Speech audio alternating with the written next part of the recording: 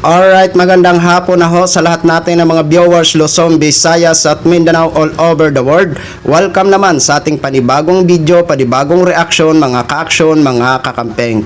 May gusto lang ho ako na i-share ho sa inyo. Tungkol ho ito sa pinapakalat ng isang DDS creator sa kanyang social media platform. So eto, ayon ho sa kanya, nangako daw ho ito sila Ma'am Lovely Granada at sila Ma'am Shelo Magno na magbibigay daw ho ng tag 1,000 pesos pero hindi daw binigay. Nasaan daw ang funding? Ayon ho dito sa isang DDS creator. O eto ho mga ka-action, mga kakampeng, bago ho natin siya sabunin, eto panoorin at pakinggan ho muna natin.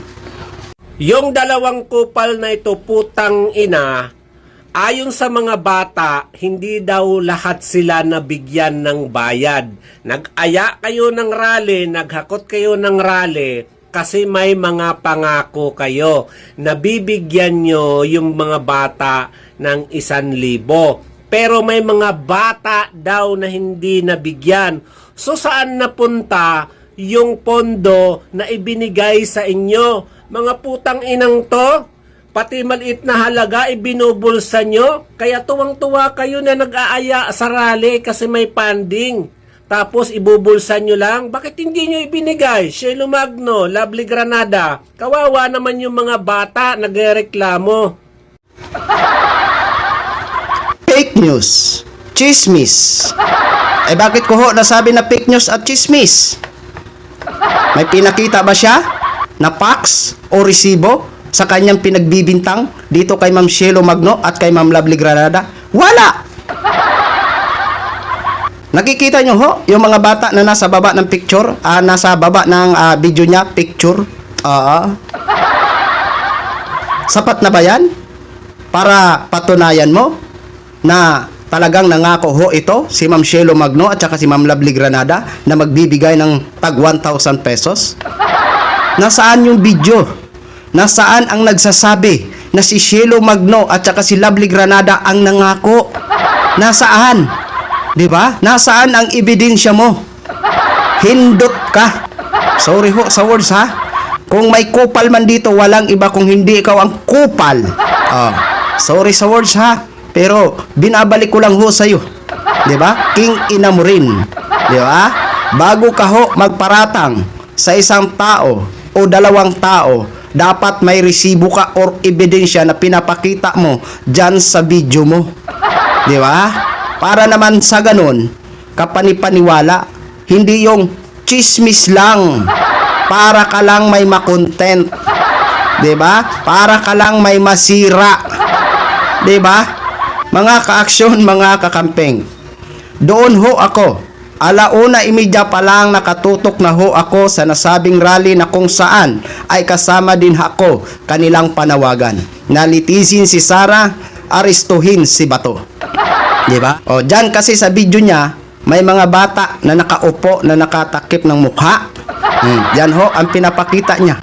Sa tingin mo Kulukoy, kung halimbawa yan ay halimbawa sa korte halimbawa, tatanggapin ba yan yung ebidensya mo na yan? Hindi ho yan tatanggapin Kulukoy. Oo, napakapulpol ng utak mo. Ganyan na ba talaga kayo? Na mga creator ng mga DDS? Kahit walang sapat na ebidensya para paniwalaan ang inyong sinasabi, okay lang sa inyo basta kayo makapag-content ho kayo? Diba?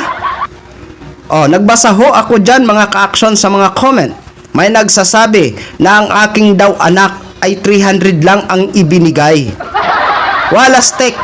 Nang gin-stock ko ho ang Facebook sa nagsasabing 300 lang daw ang ibinigay sa kanyang anak. Aba, nakalock profile. Trolls. Diba? Mga ka-action, tumutok ho ako doon sa rally. At yung second batch na dumating, yung mga batang Quiapo at mga Marcos loyalists, hinintay ko ho yun at kinoberd ko din po yun. Diba? Nakita ko ho, may mga bata nga po ho nakasama. Pero doon sa grupo ng batang Quiapo. Diba? Pero kahit na ho may mga bata ang kasama ang grupo ng batang Quiapo na kung saan isa lang ho ang ating panawagan na litisin si Sara, arestuhin si Bato, dapat nga ho, may resibo ho kayo. May ebidensya ho kayo na ipakita ho sa amin na totoo ang sinasabi nyo. Di ba? Hindi yung puro na lang kayo chismis, puro na lang kayo fake news, masira nyo lang ang isang tao o dalawang tao. Di ba? Hindi na ba kayo nahiya sa mga pinaggagawa nyo? Abay, ito man ang mga bugok na mga viewers, paniwalang paniwala naman. Oy, sa bawat paratang, kailangan may kaakibat o may katapat huyan na ebidensya.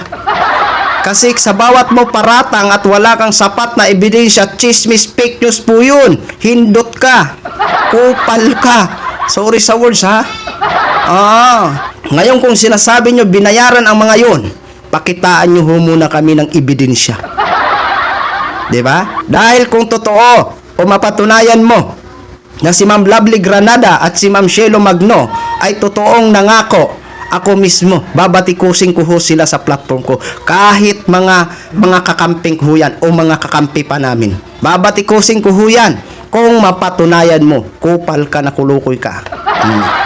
Diba? Masakit. Sa sunod kasi, ayos-ayusin nyo naman. Gumawa kayo ng kwento, yung katotohanan naman. Hindi yung puro na lang kayo kapiknyusan. Diba? Yun lang ho, mga ka-action, mga kakamping, no? Ginshare ko lang ho sa inyo yan. Maraming salamat ho sa mga viewers natin, Luzon, Visayas at Mindanao all over the world. Ako po, ang inyong lingkod, si The Action Man. Have a good day, everyone.